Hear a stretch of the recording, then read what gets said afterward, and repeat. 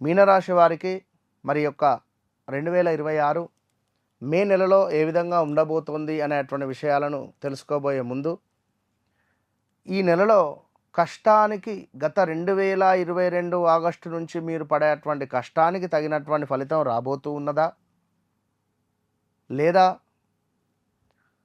అనుకోని ఖర్చులు మిమ్మల్ని ఇబ్బంది పెట్టబోతున్నాయి, లేదా మీకు అద్భుతమైనటువంటి ఒక ఉద్యోగం లభించబోతూ ఉన్నది. ఇలాంటి విషయాలకై తప్పకుండా వీడియో మొత్తం చూడండి. ఎందుకంటే మీరు పడేటువంటి కష్టం అంతా ఇంత కాదు. ఖచ్చితంగా కూడా చెప్పాలంటే చాలా అంటే చాలా ఇబ్బందులను ఫేస్ చేస్తున్నారు. గత కొన్ని రోజుల నుంచి ఉద్యోగంలో ఇబ్బందులు, ధనానికి సంబంధించిన ఇబ్బందులు, ఆరోగ్యానికి సంబంధించినటువంటి ఇబ్బందులు ఎన్నెన్నో కూడా ఫేస్ చేసేటువంటి పరిస్థితులు, ప్రదేశ మార్పులు, స్థాన చలనాలు, విదేశాల్లో ఉండేవారు స్వదేశాలకు రాలేక అక్కడే ఆగిపోవడాలు, వీసా రిలేటెడ్ ఎన్నో ఇబ్బందులను ఫేస్ చేసేటువంటి వారు మీనరాశి వారు. మరి ఇట్టి మీనరాశి వారు ఎవరైతే ఉన్నారో, మరి కష్టానికి మీరు పడ్డ కష్టానికి ఫలితం వచ్చేటువంటి నెల మే నెల. తప్పకుండా మంచి ఉద్యోగం లభించబోతూ ఉన్నది. కానీ కొన్ని అనుకోని ఖర్చులు మాత్రము ఈ నెలలో ఉండబోతూ ఉన్నవి. మీరు నమ్మినటువంటి వారే మీకు మోసం చేస్తారు. మా చెల్లె, మా అక్క, మా మామ, మా బావ, మా అన్న అని ఎవరైతే అనుకున్నారో డమాల్.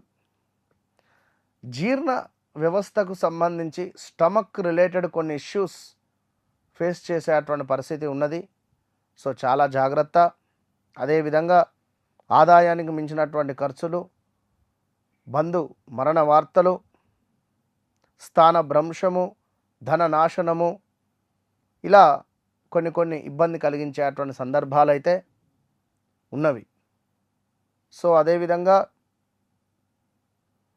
గృహ సమస్యలు, పై అధికారుల నుండి కొంత చివాట్లు కూడా ఏర్పడబోతున్నవి. మరి మీకు శుక్రుడు 3వ భావంలో ఉండి కొంత వ్యాపార భాగస్వాముల వలన కొంత నష్టాన్ని ఇవ్వబోతున్నాడు.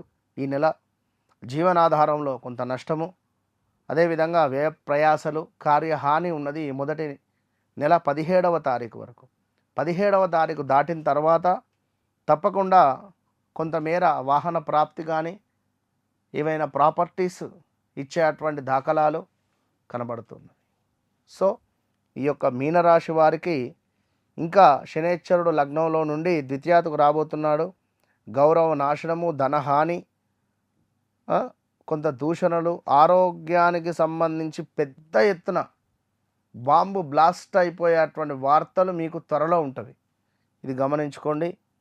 ఇక చేపట్టిన ప్రతి పనిలో కూడా కొంత వెనకడుగు ఉండడము, అకారణంగానే కొన్ని వైరములు, కలహాలు, పౌరుషానికి పోవడాలు, అధికంగా డబ్బు ఖర్చు, కంటికి సంబంధించిన సమస్యలు, శిరోవేదన, లాభాల మందగింపు, ఇలాంటివి కొన్ని ఉంటూ, అదేవిధంగా విందు వినోదాలలో, పార్టీసులలో ఎక్కువగా పార్టిసిపేట్ చేయడాలు, అధికంగా మధుమాంసములు భుజించేటువంటి పరిస్థితులు, బుద్ధిహీనతగా ఉండేటువంటి సందర్భాలు కొన్ని ఏర్పడబోతున్నవి. సో చాలా అంటే చాలా జాగ్రత్తగా ఉండాలి. అదేవిధంగా భార్యతో కలహాలు, శత్రువృద్ధి,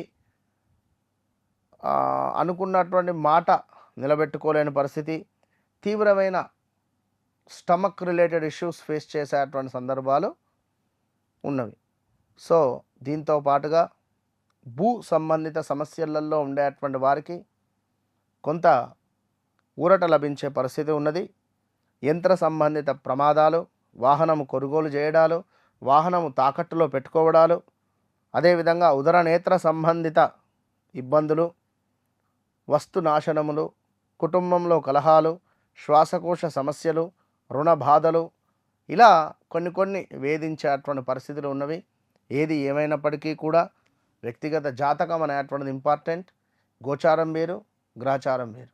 వ్యక్తిగత జాతకరీత్యా నడిచే దశ అంతర్దశలలో మరి మనకు ఏ విధంగా ఉంది అని అనుకునేటువంటి విషయాలను తప్పకుండా తెలుసుకోవాలి.